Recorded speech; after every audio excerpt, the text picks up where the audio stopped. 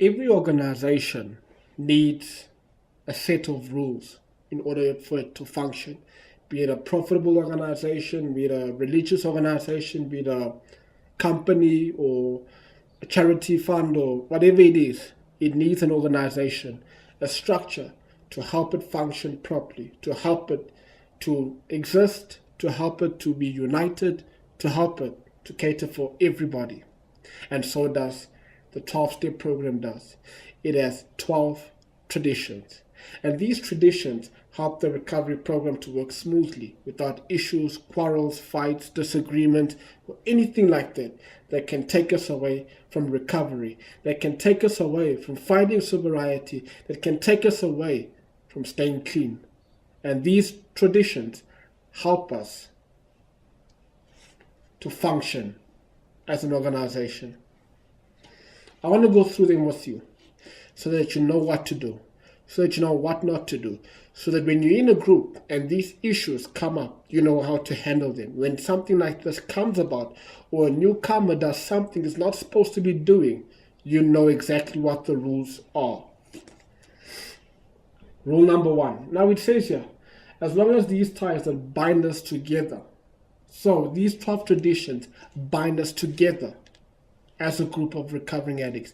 These help us to stay together, to find recovery, and to stay united. And as long as they that bind us together are stronger than those that would tear us apart, all will be well. So as long as we apply these traditions and they stay strong and they do not, nothing tears us apart, all will be well. 1. Our common welfare should come first. So the first thing in every group that you go to, in every meeting that you attend to, in every home group that you belong to, the common welfare of the group should come first.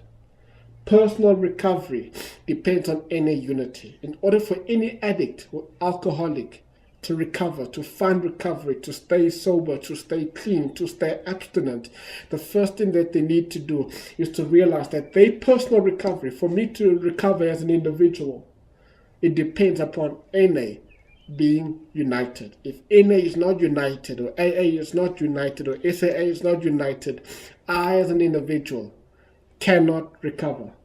2, for our group purpose, this is the purpose of a group, or should I say, for a group to exist, or for the purpose of a group to succeed, there's one ultimate authority. A loving God, as He may express Himself in our group conscience. Our leaders are but trusted servants, they do not govern.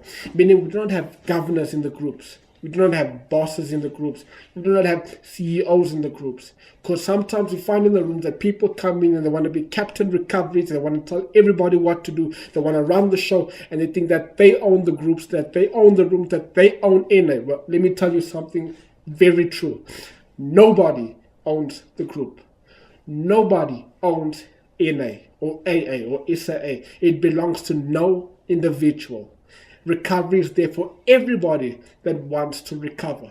And we do not need captain recoveries or people trying to build a career in recovery, people trying to take up service positions to highly exalt themselves and to be known and to make a name for themselves.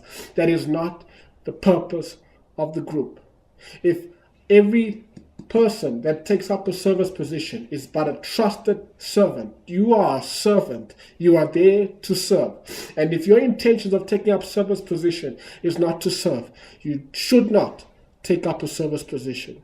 You're there to be a trusted servant and not to govern, not to be the government of the show. You are not the boss of recovery. There's only one boss in the rooms, and that is a loving God as He may express Himself. So every decision has to be voted on as a group. No one is allowed to take a decision for the whole group.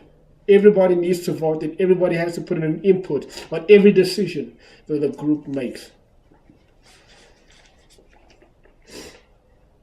The only requirement for membership is a desire to stop using. We do not ask for your ID, what car you drive, where do you live, what connections you have, how rich, how wealthy you are you black, white, female, male, which country you're from. No, the only membership is a desire to stop using or to stop drinking. So if you want to stop your addiction, if you want to find recovery, if you want to be clean, if you want to be sober, if you want to be abstinent, then the rooms are a place for you. That's the only prerequisite. That is the only thing necessary to become a member of the recovering program. Nothing else. And if anybody asks you for anything else, they are 13-stepping you. The only requirement needed is a desire for you to stop using drugs. As long as you want to stay clean, you want to change your life, you want to turn your life around, you are in the right place.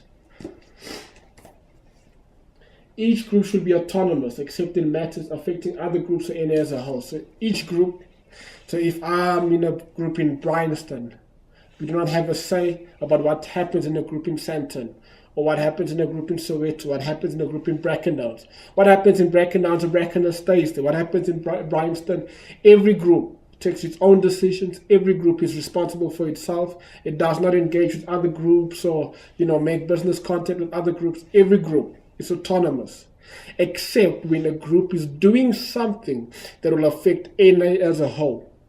If a group is taking a decision or engaging in such behavior that affects NA as a full structure, then the group is acting illegally according to our tradition.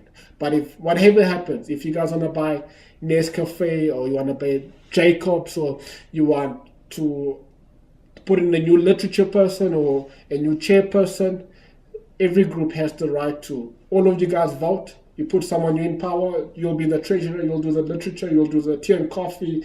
We want this type of coffee, not Greek coffee. You want white sugar, not brown sugar. Every group has the right to decide these decisions for them. If you guys want to buy biscuits, you do not have to ask at ASC for that. Every group has the right to decide whether they want to buy biscuits or not. If you guys want to bring in speakers from the outside, you're welcome to do that. ASC does not really engage in such matters. These matters should be taken up on a group level. Each group has but one primary purpose: to carry the message to the addict who still suffers. That's the purpose of every group. You're not coming to the program to find a girlfriend or to find a boyfriend or to make business contact or to build a reputation or to do whatever. That is not the purpose of the group. And the group is not a therapy session. The group has a purpose. And the purpose of every group is to carry the message of recovery to the still suffering addict. An NA group ought never endorse, finance, or lend the NA name to any related facility or outside enterprise. Meaning we do not appear on movies or radios or things like that. You're not allowed to open up a company, and call it Narcotics Anonymous. You're not allowed to open up a rehab center and call it Narcotics Anonymous. You're not allowed to open up a therapy business and call it Narcotics Anonymous. You're not allowed to do anything of such. There's problems of money, property, and prestige divert us from our prime. Because as soon as people start doing that and we start engaging in all kinds of politics and issues and all these things that have nothing to do with recovery, it will divert us from our primary purpose. It will make us deviate and go astray from what we're trying to really accomplish. And what we're trying to accomplish is recovery. And as soon as money and power and prestige and fame and all these things get into the picture, we will lose our recovery. So these things need to be out of the picture, and we need to focus on what's important, and that's recovery. Every NA group ought to be fully self-supporting, declining outside contributions, meaning the only way for a group to survive is that you sell literature. And the seventh tradition, money gets put in 2 rand, 5 rand, 3 rand, and the group takes all that money, and that's how we buy biscuits, coffee, sugar, pay rent. People put in 10 rand, 5 rand, we take that money, we pay rent with it, we buy sugar and things like that, and that's how a group survives. We do not take money from some big corporation, by some religious organization, by some wealthy person. We do not take money from people like that. Every group is self-supporting through our own contributions that every NA member puts in. If they have the money, if you don't have the money, don't feel pressured. You're not obligated to. Only out of your good heart, you put in something there for our own survival. Narcotics Anonymous should remain forever non-professional, but our service centers may employ special workers, meaning don't make a business out of this. Don't make this a profession. Don't make this something that you becomes your claim to fame with it. That's not the purpose of a meeting. That's not the purpose of the program. That's not the purpose of Narcotics Anonymous. However, a rehab center that uses the 12-step program can employ like therapists and psychologists and counselors and things like that. Rehab centers are allowed to do something like that. They are allowed to do something of that nature, but no one is allowed to be charged to open up a meeting, to do service work or anything like that. This should remain non-professional. Any as such would never be organized, but we may create service boards or committees directly responsible to those they serve. We don't need to do anything new. We have ASC, and ASC is doing a good job. So we don't need to start more committees. But however, maybe it's December is around the corner and you guys want to plan, a fun gathering. This week want to go to a picnic, next week want to go to movies, next week we want to go to a bar. We want to be as addicts, go play soccer. You guys are allowed to form our own committee as a group, make a decision like that, and, go forward with plans like that, form like your own committee or how you run the meeting. There's service positions, you guys can discuss things like that. You are allowed to do things like that, provided that those committees and boards are responsible and are taking responsibility, and the purpose of them is to serve the newcomer, to serve the still suffering addict out there. And Narcotics Anonymous has no opinion on outside issues. We have no opinion on Trump, on Hillary, on Jacob Zuma, on the Guptas, on what's happening in the country, on democracy, on religion, on anything like that. We have no opinion on that. Hence, the NNN would never be drawn into public controversy, because we want to stay away from controversial issues and political issues and things like that. So we have no opinion on political, on democracy, on what's happening in the world, in the country, on religion, on soccer, on sport, any of that stuff. Our only primary purpose is recovery. That's the only opinion we have. We have an opinion on recovery.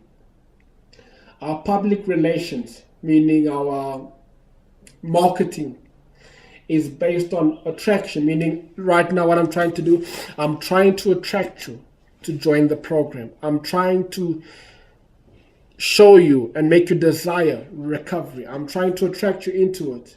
I'm not promoting it. I'm not selling it to you. I'm not here to sell it and make you buy my product. No, I'm attracting it to you. I'm teaching it to you so that you yourself can find recovery and find freedom from active addiction. So that's our marketing policy. So we need always maintain personal anonymity at the level of press, radio, and films. As far as possible, we need to try to stay away from radio, press, films, things like that. And anonymity is the spiritual foundation of all our traditions, ever reminding us to place principles before personalities, meaning we need to remain anonymous, we need to remain confidential, we need to respect other people's shares, we need to not broadcast what other people share in the meeting. Even if they've killed someone, we don't go to the cops and say, that person killed people. No. Anonymity, confidentiality, trust is the foundation of this program, reminding us to place principles before person, meaning even if I don't like someone because of their skin color or whatever, or I have issues with a certain person, when I come into the program, I need not worry about issues like that. What I do need to worry about is staying clean and staying sober. Well, I hope this helps you out to understand the rules of the program, and if there's issues happening in your meetings that are causing a disruption, that are causing disunity, that are causing issues, well, I hope this is a guideline to put those people in their place and rebuke them and correct them for the survival of the program. Thank you.